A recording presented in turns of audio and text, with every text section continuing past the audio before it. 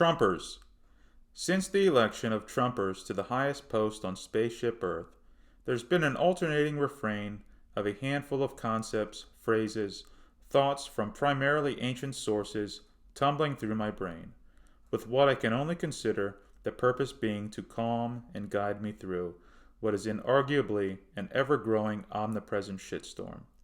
Inarguably, for in a world where hardly anything can be agreed upon to be indisputably true, which is rightly so, the shitstorm, which has always been here, is gaining velocity at an accelerating rate which cannot be denied. One of those concepts in the refrain comes from the ancient Greeks. I can't recall if it was an utterance of Plato, but I do believe I came across it in a translation by Benjamin Jowett, a 19th century theologian and the man who made Plato an English classic. I can't overstate how much of a debt I owe to Benjamin Jowett's translations of the Greek classics. But an idea, expressed perhaps in the commentary following the Republic, perhaps somewhere else, my memory fails me on exactitudes, but this idea has played a recurring role in my thoughts when faced with plenty of trial in life. It goes something like this, paraphrasing of course. There are forces alive and at work in the human animal, forces which far exceed in strength the forces of logic, civilized discourse, thoughtful reflection and introspection, intellectual honesty, the critical faculty, and the will to exercise that faculty. Humans are irrational, ignorant, superstitious, hostile, and love to inflict punishment. They love to attack each other. In fact, they live for it.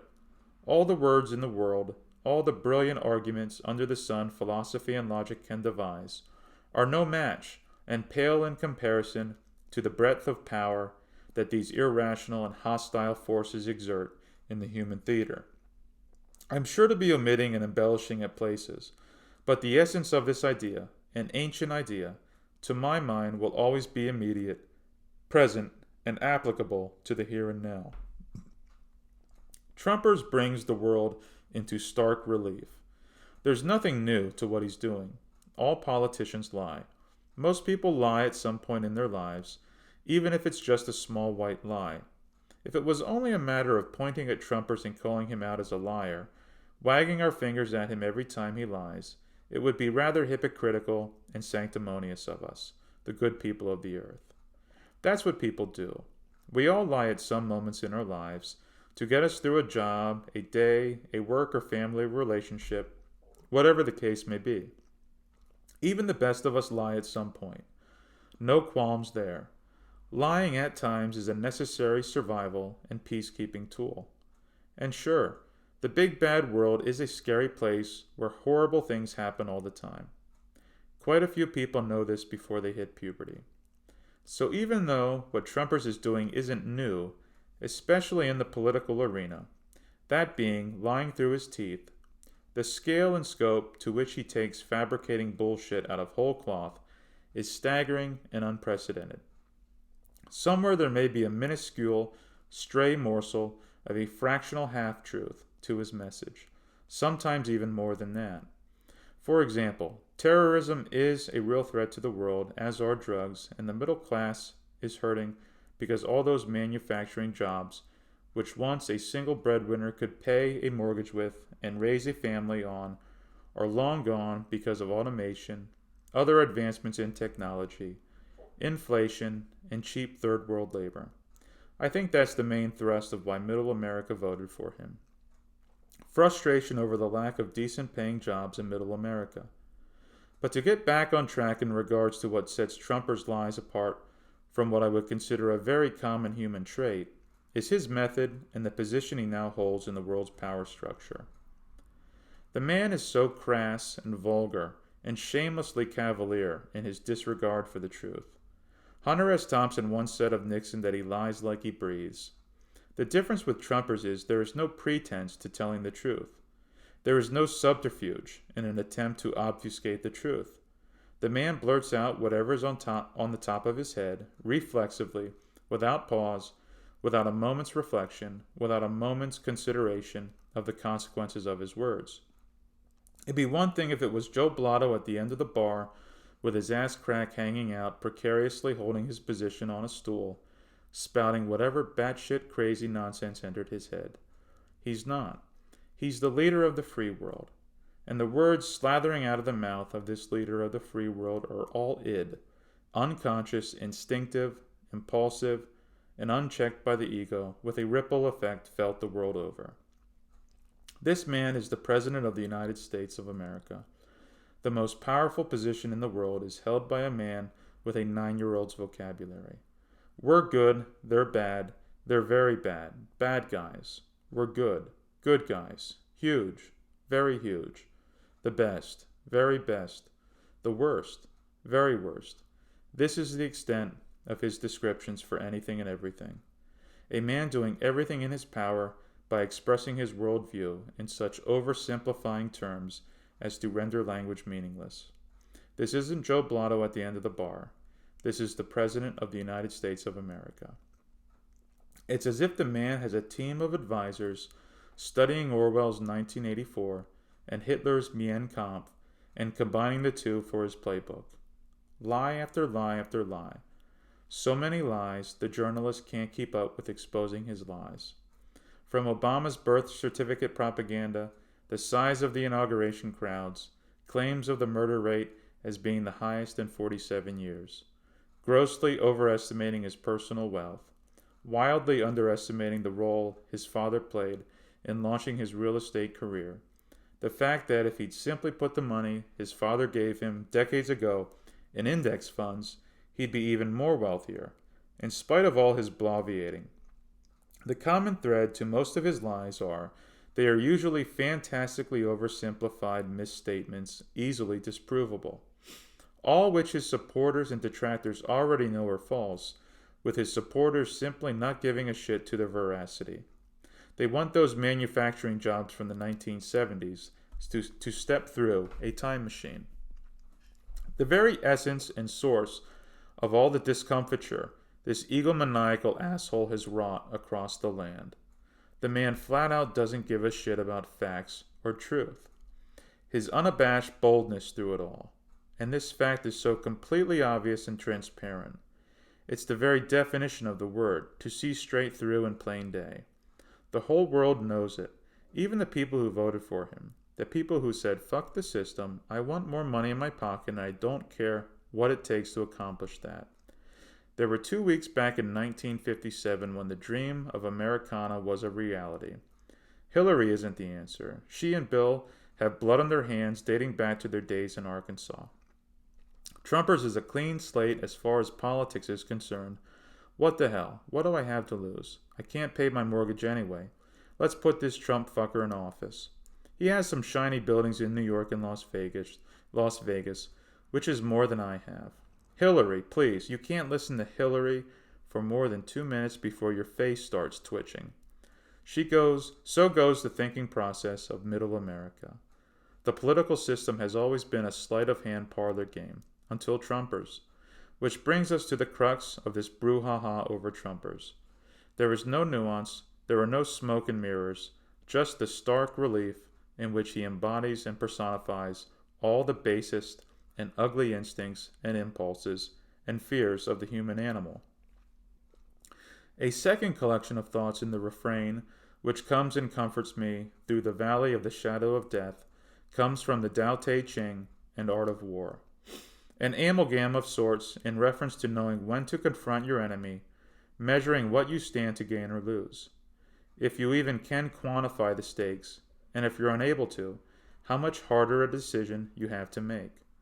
Weighing your chances of victory in the match, the value of that victory, could you live with the losses should you lose, and then finally deciding if and when, if ever, to contend, and knowing the one who does not contend cannot be contended with.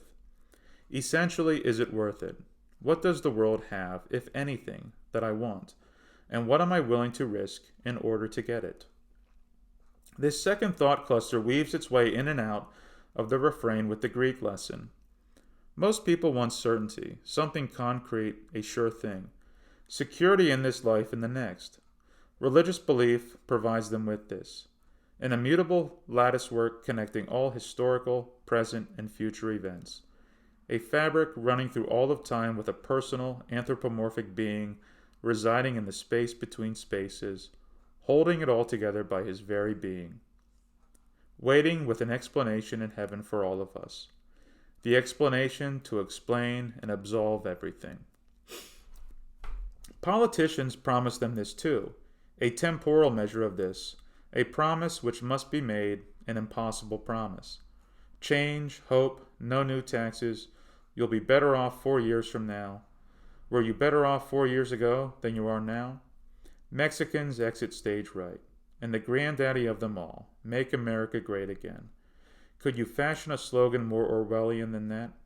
It's perfection in propaganda. It's insidiously vague. It evokes a nebulous past that never was, pure Americana propaganda. Better for whom? And when? And how many people did you say reaped the rewards during America's Shangri-La past? You? Me? Who? Was this period of American greatness right after landing on Plymouth Rock? The budding months in 1607 of the Jamestown settlement? The Revolutionary War era? Or was it during the antebellum South? Or during the Civil War, when 18-year-olds would storm a hill without a questioning thought, knowing they were charging to their deaths? When white neighbors lived in fear of their white neighbors for the uncertainty of their allegiances? Or the quality of life during the Industrial Revolution? How about the working conditions in those first factories? Or was it during World War I? Or the Depression? Or Jim Crow? Or World War II? Or Korea and Vietnam? The Red Terror? The Civil Rights Struggle? There were 2 weeks back in 1957. Make America great again. I must apologize here. I can't help myself in my digressions. They simply are. As the world is what it is, a statement saying nothing yet summarizing it all, so is my digressing mind. It simply is, knowing no other way to express itself. I'll assume you've already pardoned me on this weakness. Onward.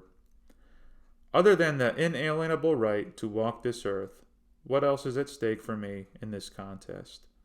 The whole crazy shit show doesn't even remotely speak to me. Who are these people? What do their minds look like? How do they process phenomena in this shared physical world? We walk the same earth, but inhabit different universes.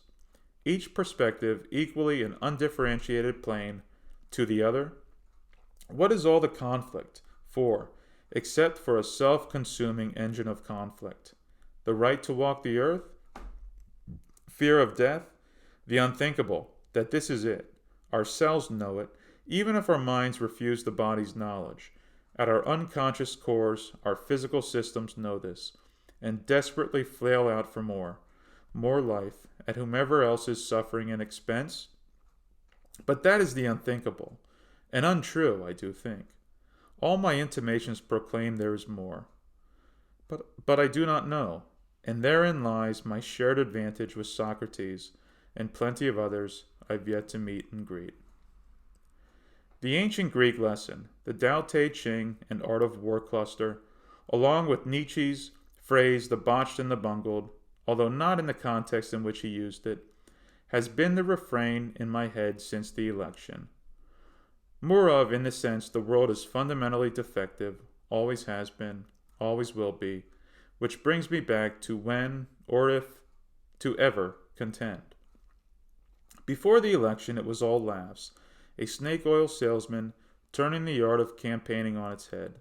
Very few were overly enthusiastic for his opponent, a career politician with no discernible charisma. A choice between two uninspiring candidates, the psychotic clown or the soulless automaton, which is no choice at all. Who is Hillary Clinton? You know what she's done since the late 60s, where she stands on all the issues, but who is she? When I listen to her speak, I have no idea who she is. She has that reptilian look in her eyes. Is she human? If Hillary had any human charm, she would have won. When to contend, if ever?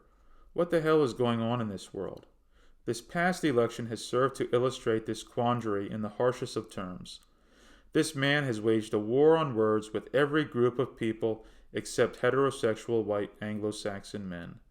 Time and time again, he has proven himself to be without honor or any basic decency. Bippity bip, yada yada yawn. All the world is in agreement on this point. Yet still, he is. Still, it is.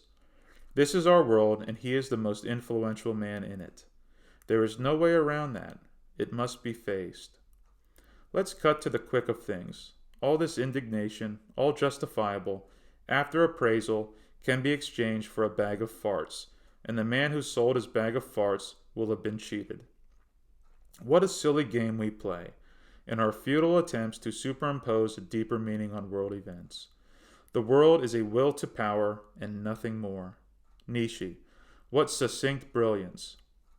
I am at that point where my every instinct and intuition are telling me to walk away.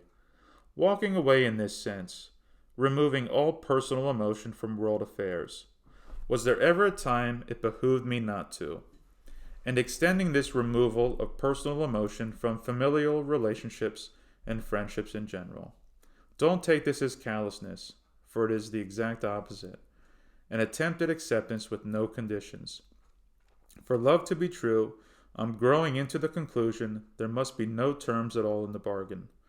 Conditional love is not love at all. It's keeping score. An example, the only one at hand to illustrate. I have 2 sisters, but only fondness for one of them. A horrible confession, but a confession I want to use to better illustrate what I'm driving at. Both of my sisters are younger than me. One is 2 years younger, the other 5. Only one do I relate to, the one 2 years younger, and here lies the crux. It is because I can identify and personally relate to her struggles in life, her feelings of outsider status, alienation, dissatisfaction, and unfulfillment with life in general. And because she is immediate family, I extend to her all my love and understanding and kindness, never dreaming of saying a harsh word to her, for fear of hurting her in any way. For my love for her is impartial, unconditional, with no qualifications. What I'm learning I need to do is take this relationship with my sister and apply it as a template to every person I know, my other sister and parents especially, and a handful of friends who I feel have slighted me by simply not understanding me and illustrated this by an offhand comment. Love with no requisites, expecting reciprocity of understanding from the other and withholding love until reciprocity is achieved is ultimately self-destructive. So walking away in that sense, still standing just this side of the world, without the emotional attachment forever leaving your nerves fried. For there is a great wellspring of love in me, but my expectations of reciprocity can be thrown in with that bag of farts. What the world is selling and what I'm interested in are mutually exclusive. I rarely watch television anymore. However, the Super Bowl was playing a week or so ago, so I watched television for 4 straight hours. Little did I know what I was in for. It started in my sphincter, nestled its way into my kidneys, over to my liver, then paroxysms in my stomach. Having Crohn's, that unsettled me. Though, with loving grace, they were short-lived, for these symptoms vanished once I caught on to what was transpiring. Wishing in hindsight I had taken a prophylactic ahead of time, which in a sense I did, smoking a cigar an hour before the game. The mild orgasmic afterglow of the cigar was no match for the hypnotic miasma that is advertising wafting from the 20-foot screen at the casino. The persuading assault on the senses that is advertising. Every second of it suffused with forethought to instill and reinforce the idea you are not good enough, your life is lacking, you come up short. The hype, the hyperbole, the subliminal and shamelessly overt message that whatever you are doing, it just isn't good enough. The cult and worship of famous personalities. Conflict. Everyone is in conflict for some off-screen nothing. What an obscene abomination is television. It paralyzes the mind with its hypnotizing effects and quick-cut editing. But television, as a never-ending hype machine with its commercials, typifies the political process as well. The political process, with its endless, outlandish proclamations, always setting up an us versus them scenario, nothing but dividing conflict, nothing but the will to power. is so stupefying in its effects. It leaves one breathless. Like television, an assault on the senses, eventually leading to mental and emotional paralysis, for me at least. For that is where it leaves me, repeating again and again just what the hell is going on here. The specific details of the spectacle leave me feeling like a horse just kicked me in the head. The Hawaiians have the word ainokea in their lexicon, meaning I don't care. I would revise and narrow that sentiment to the emotional investment I'm willing to stake on this life and the peregrinations of its creatures. Personal emotional investment in the human flea circus is in direct opposition to what I value and cherish most in this life. Wellness, sunshine, steadfastness to the spirit of truth and understanding, the truth urge, intellectual honesty, personal integrity, none of which has the least tangential relationship to whatever the hell it is you want to call this monstrosity, this horror comedy nightmare farce that is the world. My outward life in relation to the others can be summed up in these words. They are unfathomable to me, forever a mystery. I know damn well I am an utter mystery to them, and any claim to the contrary is naive, smug presumption, and just plain silly. I can't be the only one who sees this, who knows this. From the very core of my being comes the refrain, what the hell is going on here? Just what the hell is going on? As always, words fail me. They have failed me again. Proofreading this epistle from the top, the words come up short. A few phrases captured some of what I want to convey. But no, the talent for coherent expression does not reside in me. It doesn't prevent me from trying again and again. I'll leave you with this. Trumpers has me on high alert, vigilant like never before. I feel it in the air. Something has changed. An ancillary benefit of this vigilance is I'm researching my heart more each day, looking for every reason and excuse to love. Love, the ultimate thing in itself. February 2017.